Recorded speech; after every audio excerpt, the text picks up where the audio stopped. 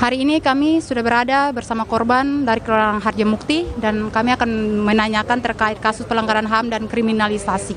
Pak, apa yang memang Bapak alami ketika kejadian tersebut terjadi?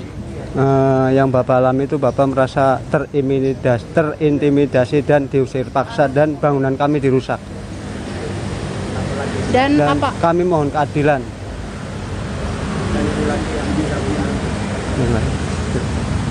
Jadi apa yang Ibu rasakan ketika memang kejadian itu terjadi? Yang saya rasakan kaget, rasa ketakutan setiap hari. Saya selama di situ sudah bertahun-tahun.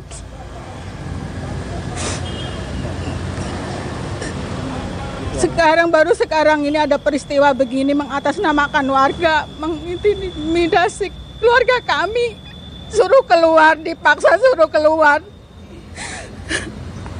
Aduh, saya nggak sanggup kalau ingat begitu. Saya selalu dirantui ketakutan.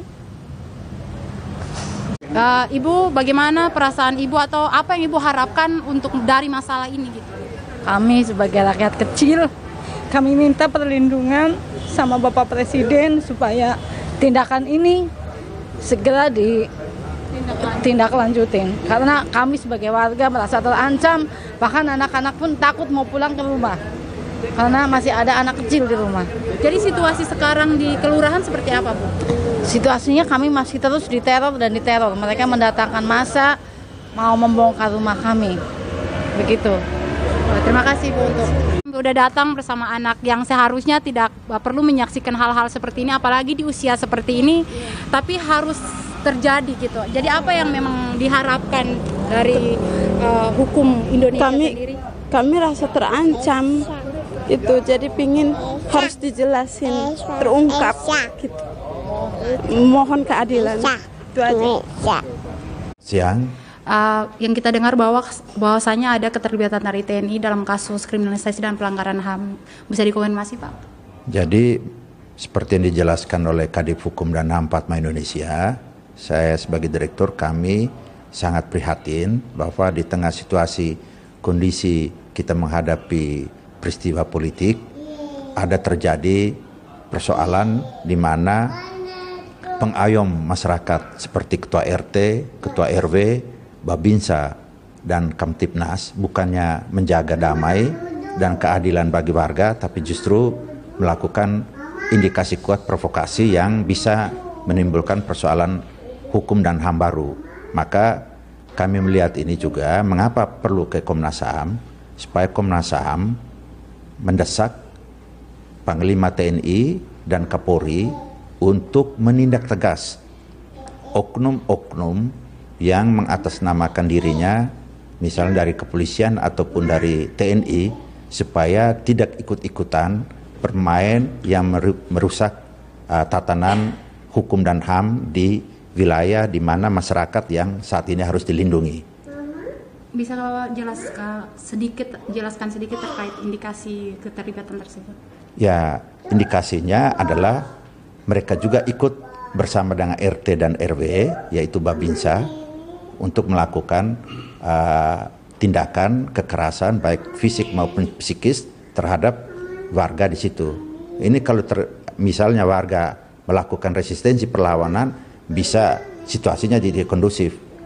Justru yang sadar akan hukum dan HAM ini, mengapa Fatma sangat atensi ini? Karena Fatma Indonesia melihat warga masyarakat yang adalah warga negara Republik Indonesia sadar hukum dan HAM, maka mereka datang ke lembaga negara, tidak main hakim sendiri.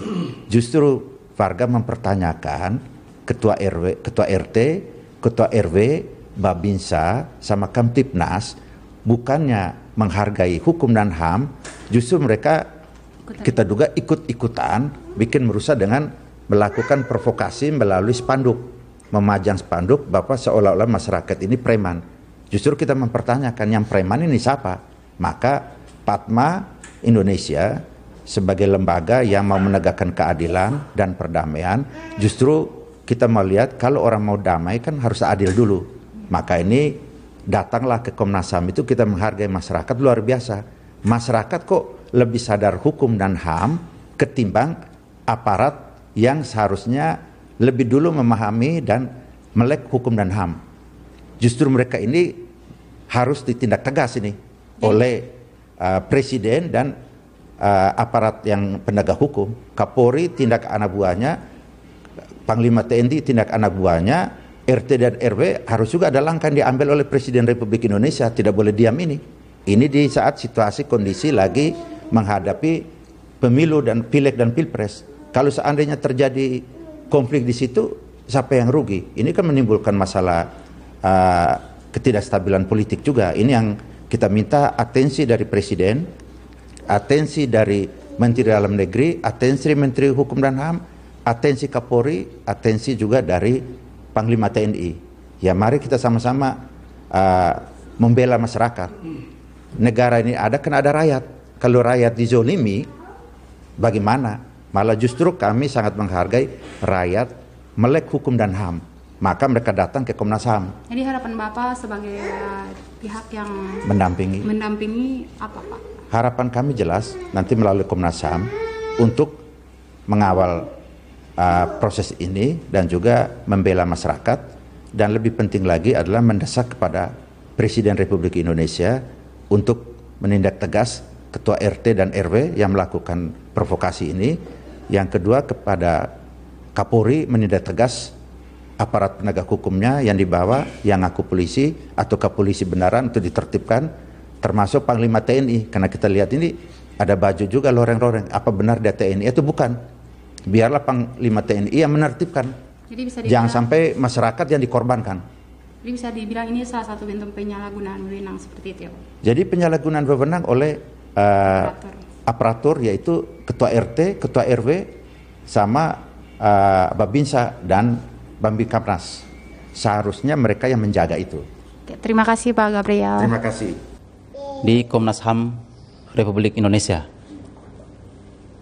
kami meminta supaya Komnas HAM segera melakukan tindakan untuk memanggil siapapun atau aparat yang terlibat ataupun yang juga turut melakukan kekerasan baik fisik maupun psikis terhadap warga atau orang yang sudah lama menghuni di lokasi tersebut.